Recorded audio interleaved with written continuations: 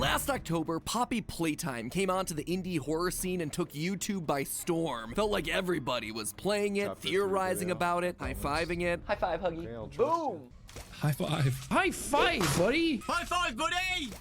High five? Let's go, let's go. High five. I missed. So of course, when the trailer for Chapter 2 dropped a couple weeks ago, you blew up my Twitter asking for a theory. So for the last month, I've been digging through the trailer, the merch drops, the secret leaked closed circuit television footage, all to come up with the answers. And regardless of whether I'm right or wrong about Poppy Playtime Chapter 2, one thing we know for sure, we're gonna be dealing with some serious big lady energy. Oh, you big. Oh, you big lady. Oh, you big lady. Hello, Internet. Welcome to Game Theory, the show that may not be able to give you a grab pack, but will still let you high-five that subscribe button. And welcome back, friends, to Poppy Playtime, the one game to finally understand how terrifying old toys really are. Didn't really need a creepy indie horror game to tell me that all those American Girl dolls secretly come to life at night. Kirsten's unblinking eyes just pierce into my soul. Duh, it's too realistic. Hard pass. Last time we explored the old abandoned toy factory of Playtime Co., we walked away with two major predictions about where this franchise is headed. First, we concluded that some of the former employees were experimented on in order to create living toys. And not just experimented on, but that their flesh and organs were actively used as the materials to create parts of the toys. Some were willing participants in this, namely Stella Graber, who I believe is now the creepy living... Stella Graber was one of the names in Chapter 2 in that room. When I came out of the room at the very beginning, I came out of the guy, the one who started the factory. Stella Graber was one of the other names on the doors. Just thought I should throw that out there. Doll Poppy Playtime. Others were less enthusiastic about the process, and as a result, the ensuing toy was just a wee bit less friendly. My second major prediction was that our game's title character, Poppy Playtime, wasn't actually the villain of the story. Unlike every other horror game in existence, where the title character is always out to rip the flesh from your bones. Instead, here in Poppy Playtime, Stella's human desire to make children happy and live forever meant that, now reborn as a toy, she just wanted to escape the factory to...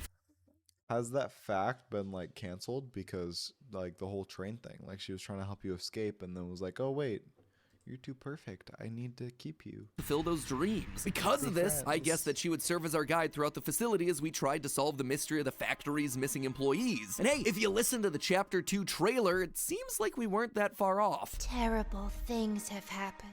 Where do I even begin? You're in grave danger. She's watching your every move. So you better be careful. Mommy doesn't like guests. That's Poppy's voice, definitely warning us of what's ahead, so I'm gonna personally consider this one a win! Look, I just gotta take what wins I can, okay? They're few and far between. So now that we've proven ourselves to be very clearly dialed into the storyline for Poppy Playtime, what do we think's coming down the pipeline for Chapter 2? Let's just say that Mommy Longlegs here is gonna be looking much different by the end of this chapter. But to understand how, we're gonna have to look a bit closer. Since she was the big reveal of the trailer, I think it's fair to start there. First and most importantly, yes, her name is officially Mommy Longlegs. I'm not even making that up to ride whatever weird trend gaming's having right now with large, deadly women. This official name was actually revealed in, and I can't believe I'm gonna have to say this, but it was revealed in the NFTs that this game released. That's dirty wild. Just saying it. Here's the thing, Mob Games, creators of Poppy Playtime, yeah, they made these things and they hid lore behind them, which is totally not cool. The only reason I'm comfortable talking about these things is because the fan backlash was so strong against it and they sold so poorly. Seriously, they made like 30,000 of these things and they only sold like 600. That Mob Games learned their lesson and they've gone on record saying that they are not going to do NFTs again. So we're watching you. I'm gonna hold you to that. Anyway, in a completely awesome move, the channel Terrico bought one of each so that no one else had to and shared them all on his channel so everyone could see what they were missing. And it did give us important lore information. On the front of each card was a Playtime company a toy, and on the back was a corresponding date, which allows us to form a complete timeline of the toy's releases by Playtime Co. Poppy Playtime was the first, released in 1950. Brawn the Dinosaur was next in 1961, followed by Candy Cat in 1979. Huggy Wuggy and Kissy Missy were respective in 1984 and 1985, and finally Boogie Bot was the most recent in 1993. Boogie Bot's my favorite. This timeline actually reinforces our previous theory, probably the only thing to ever come out of NFTs, where we guessed that Poppy was the first major hit for Playtime Co. because of how eager Stella was to be turned into a toy, but that at some point the company lost the secret to her creation, which is why every toy that follows her becomes a monster. In addition to forming a timeline though, the NFTs also ended with voice lines reading out letters, with the last of the batch giving us a code that we'd need to solve. Y M N L I O S O M L O M G B M C G Y G S. Assembling all the letters You mean no love? and unscrambling them, you get the phrase, Mommy Longlegs is coming. Oh, it's a phrase. I was so Yeah, definitely not a puzzle worth the $90 it takes to assemble all the NFTs. Again, huge shout That's out to kinda cool, Terraco as though. well as all the other creators who I saw do something similar with these. I think the idea of making like a community have to buy a third thing to put together more lore, I think that's kind of cool. I think NFTs were probably the wrong way to do it. Maybe like a Patreon or something.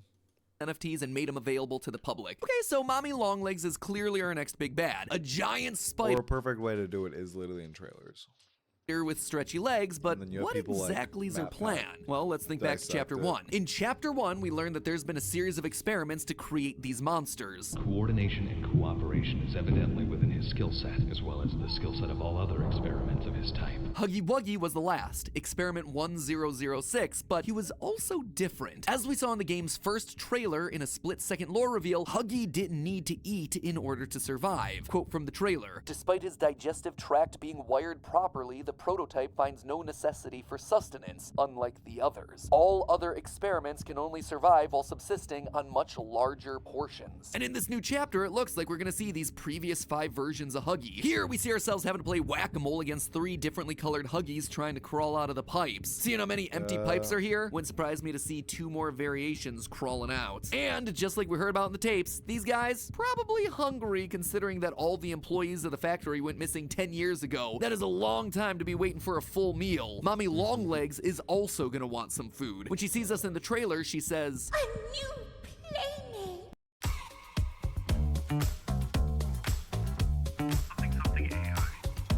It's been so long. notice the slight head twitch, the change in her voice as she tells us it's been so long? Yeah, she seems unhinged and hungry. She's just hoping that we are quite literally a fly in a web, just like the chapter's title says. But if these creatures need food and lots of it in order to survive, then how are they all going after a decade without any visitors? Well, for that answer, we actually turned to leaked closed-circuit TV footage that was revealed as part of a past Poppy Playtime merch drop. Because let's face it, once you've had yourself a wildly successful 30-minute gameplay demo for your horror concept, it's not about winning over the audience's trust by getting a fully fleshed out mechanically sound chapter 2 out right away. It's about franchising opportunities, fam, NFTs, merch, plushies. Man, I'm just impressed that they showed enough restraint to work on the actual game long enough before the publication of their first novel trilogy. Anyway, when this merch website went live, it came with 3 different CCTV camera feeds from inside the factory. We can tell that this is a live feed because camera 01's in the main auditorium where we first see Huggy, but Huggy is noticeably missing. So these feeds are clearly leaking after he tried to maul us to death in the vent system. In the beginning, these camera feeds were just kind of there, nothing all that exciting. But after 10 days, things started to happen. On camera 01, a broken and bloody cat bee toy appeared in the middle of the room. The blood isn't super surprising given the whole people are toys thing that we already talked about. Bloody toys were strewn across the factory in chapter 1. The interesting part is actually what happens next. Another 3 days go by and suddenly the cat bee toy is missing with a trail of blood blood leading out into the darkness. Around the same time, we see this image of a spaghetti hand coming out of the machinery. These No details, plus the way. fact that we see Mommy Longlegs drag a Huggy Wuggy doll into the darkness at the start of the Chapter 2 trailer, tells me that the larger monsters are feeding off of the other toys. Remember, some, or maybe even all of the toys are made from people. That's why they leave behind pools of blood when they're injured. As such, And it can that's all why serve there's as so healthy many dead snacks toys to around keep the Mama factory. alive. In fact, we actually see pieces of Brawn and What? Boogiebot hanging from the webs around the factory, much like flies trapped in a web about to be eaten by the Oh my spider. God, that We also makes so see much this caterpillar sense. enemy chasing us through a jungle gym setup. Wouldn't be surprised if Mommy winds up devouring that thing too, like a spider eating an insect. All of I that doubt just it. tiding He's her so over big, until she though. can finally get herself a proper meal, us. But for all the spider imagery, there's one weird detail. Mommy Longlegs only has 4 legs. I mean, even my favorite Pizzaplex spider, Music Man, he had 6. But I think that her 4 legs act as a clue for what's gonna happen to her throughout the chapter. Mommy Longlegs was clearly inspired by the real-world toy of Betty Spaghetti, a toy that was huge during the late 90s and early 2000s. She too had rubber limbs and hair that you could manipulate, but the key part was that she was customizable. And I don't mean that you could just style her hair. Her body parts and hair were actually removable and swappable. For instance, her ponytail could be swapped out for slinkies or yarn. And of course, you could What? accessorize to your heart's content. If Mommy is taking these broken toys and eating their organic insides, maybe she's also collecting the fabric and plastic bodies to create more limbs that'll make her stronger, add to her arm count. In fact, in the trailer, there's a small detail that I bet most people overlooked. There are these small little dots on Mommy Longlegs' arms and neck as she crawls towards us. It's not a rendering or modeling issue. That is just like the dots that we see on the Betty Spaghetti dolls. Dots that help with the toy's customization. In short, if you think that Mommy is threatening now, just wait until she puts on the rest of her arms and starts So does- filling out those holes with equipable accessories like a Boogiebot head.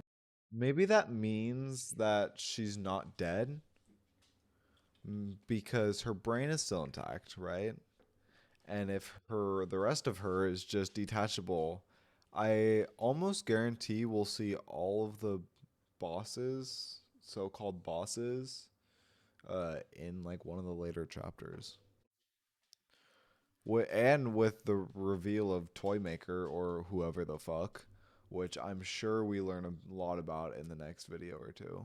That's ready to cave your skull in. This is all Other stuff things to point out here from the pre- trailer, obviously the caterpillar, like I This is mentioned. all There also stuff seems to be a pre flower chapter enemy 2. hidden up in the ceiling. The this Huggy is we see already Mommy so grab much. at the beginning of the trailer isn't the Huggy that chased us from chapter 1. You'll notice there's no blood on the floor and it's small size relative to the size of the floor tiles, so this thing is likely a random Huggy doll that's used for effect. But before we wrap things up here, there's still one more topic that I wanted to focus on today, and it's the character that we actually started this whole theory off with, Poppy. Well, the internet's been distracted with Mommy Longlegs. Poppy is still here, and she's talking to us throughout the entire trailer. And what she's saying, or more importantly, what she's not saying, may actually be pointing us to the main plot of not only this chapter, but the entire game. As I pointed out earlier, Poppy seems to be guiding us throughout the game, but just because she's helping us doesn't mean she's actually the good guy. Take a listen to these 2 lines from the trailer. You are perfect. You want to be a software engineer, right? That's crazy. You got all of that Use our step-by-step coding. pre-playing it. Perfect to lose. Poppy saying we're too perfect to lose lines up with Crazy. what we theorized about last time, that she's the one talking to us throughout the death screens. It's not your time to die, don't die just yet, it's too early to die. All these screens show us that Poppy wants us alive, but her reason for Oh, that why? seems unclear. Sure, Yeah, throughout chapter exactly. 1, we got notes and death screens that seem to be focused on us saving the missing employees. There's more lives at risk than just yours and all that. But in this new trailer, there's something uneasy about Poppy's tone, something obsessive. It's like she's planning something that we aren't aware of. We theorized last time that all Poppy wanted was to be free out in the real world to bring joy to children. But what if we were only half right? Just because she wants to bring joy to children doesn't technically mean that she has to leave the factory. What if Poppy is trying to bring the factory back to life? At the very beginning of the game, we get a note telling us to come to the factory and find a poppy flower. But after finding the flower, all the literal writing on the wall tells us to not go in. Why would we get a letter from the No employees telling us way. to find the flower only for them to then tell us to stay away? Were these written by previous people?